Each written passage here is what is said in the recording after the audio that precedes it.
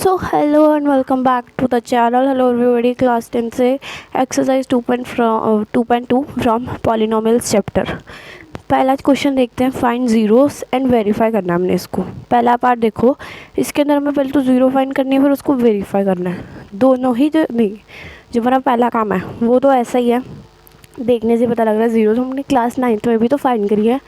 जैसे आपको क्वेश्चन दिया जाता था कि बच्चा आपके पास ये पॉलिनोमियल है x+1, इसकी ज़ीरोस फाइंड करो, तो क्या करते थे, इसको ज़ीरो के इक्वल कर देते थे। फिर x ज़ीरो यहाँ पे आ जाता था, तो इसका साइन चेंज करके हम यहाँ पे भेज देते थे।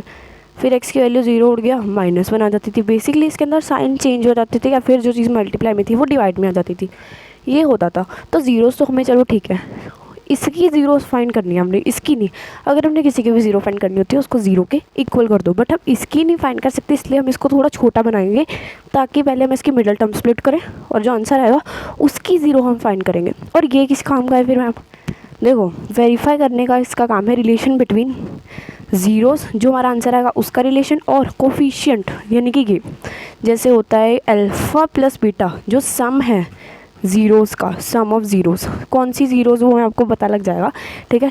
जो सम ऑफ ज़ीरोज़ है अल्फ़ा प्लस बीटा यानी कि a प्लस बी, ठीक है। a कौन सा है हमारा, ये है, b है ये, c है ये।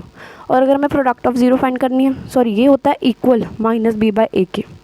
अगर आपका आंसर आ गया है और आपको ने ज़ीरोज़ निकाल ली है कि मेरी इसकी ज़ीरोज़ जो हैं, एक है -1, एक है -2, ठीक है, लेट अस सपोज। तो अगर ये b/a यानी कि अगर ये b होगा -2 और a होगा -1, बस यहाँ पे माइनस लगा देती हूँ, तो ये क्या हो गया, वेरीफाई कर गया। देखो सेम है, b/a -1 -2, जहाँ पे x होता है ना उसकी जगह हम 1 लिख लेते हैं, तो -1/-2 ये हो गया मेरा वेरीफाई। दोनों चीज़ें सेम है, पर पहले क्या हमने फाइंड करनी है, ज़ीरोस फाइंड करनी है बाय स्प्लिटिंग मिडल टर्म, उसके बाद हम कर सकते हैं।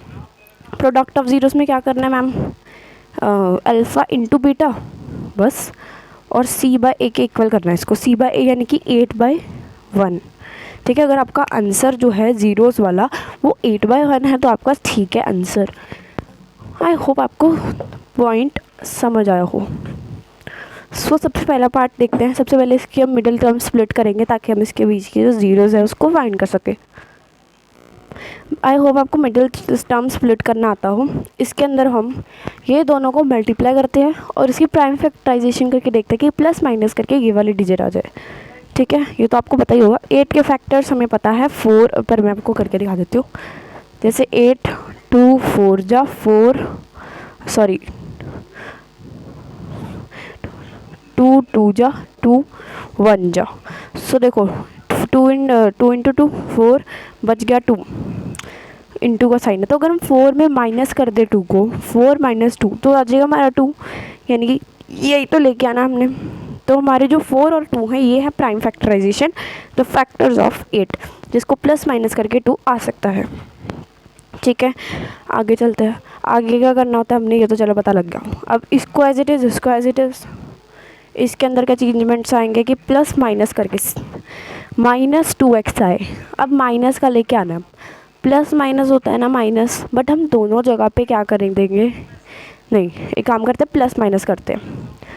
+2x -2x -8। अब देखो प्लस माइनस माइनस, 2 - 2 तो ज़ीरो हो गया, इसलिए हम माइनस प्लस नहीं लिखते। आप अगर सोचो कि प्लस माइनस करके मैम तो माइनस आ गया, बट ये दोनों डिजिट भी देखो कि अगर आप प्लस माइनस माइनस है, तो अगर आप 2 में से 2 माइनस करोगे तो ये ज़ीरो बनेगा, 2x थोड़ी बनेगा।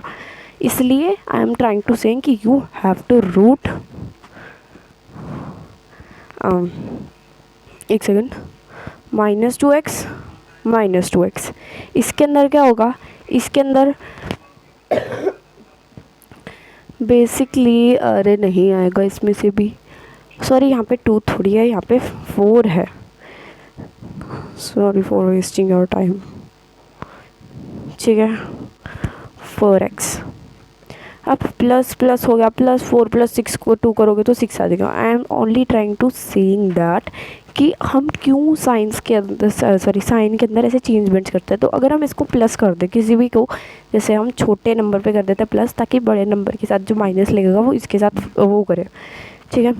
तो क्या होगा, +- -4 - 2 = 2, तो इसलिए हम प्लस माइनस यहाँ पे ऐसे करते हैं।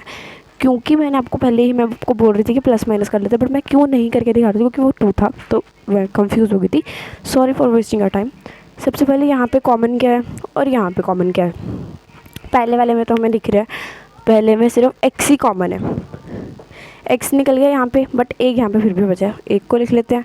माइनस का माइनस, 4 की जगह क्या आएगा, ये हमने क्या लिखा है x का मतलब क्या है 1, और 1 के टाइम में 4 कितना पता है 4p, और एक कॉमन में हमने इसको निकाल लिया तो हम इसको नहीं लिख पाएंगे। ठीक है जी, प्लस लिख लेते हैं। 2x और 8 किसके टेबल में आते हैं, 2 के टेबल में दोनों आ जाते हैं। 2 आ गया, और 2 के टेबल में 2 कितने पे आता है 1 पे, यानी कि 1 पे x भी लिख दो। ठीक है, माइनस और 8 कितने पे आता है 4 पे।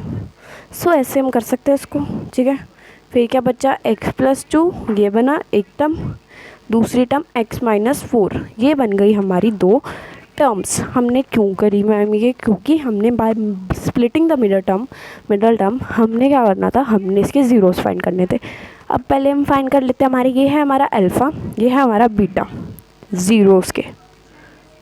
ठीक है, जैसे पहला हमारा है ये, दूसरा है ये। अब हमने फाइंड करना है इसकी ज़ीरो। मैंने बोला था ना ऐसे ही नंबर के ज़ीरोस फाइंड करी जाती है। x-2 is sorry x is equal to -2। ठीक है, कोई प्लस का 2 था तो माइनस का 2 बन गया। मेरा मार्कर थोड़ा लाइट चल रहा है, बट आई होप आपको दिख रहा हो। लेट मी चेक, थोड़ा थोड़ा दिख रहा है बट एटलीस्ट दिख रहा है। ये क्या, ये भी कुछ नहीं होगा, ये प्लस का 4 बन जाएगा, जैसे कि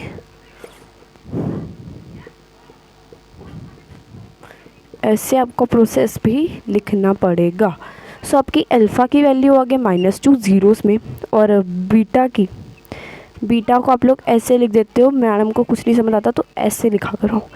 ठीक है, एक बीटे को ना उड़ा देते हैं। बीटा की वैल्यू है 4।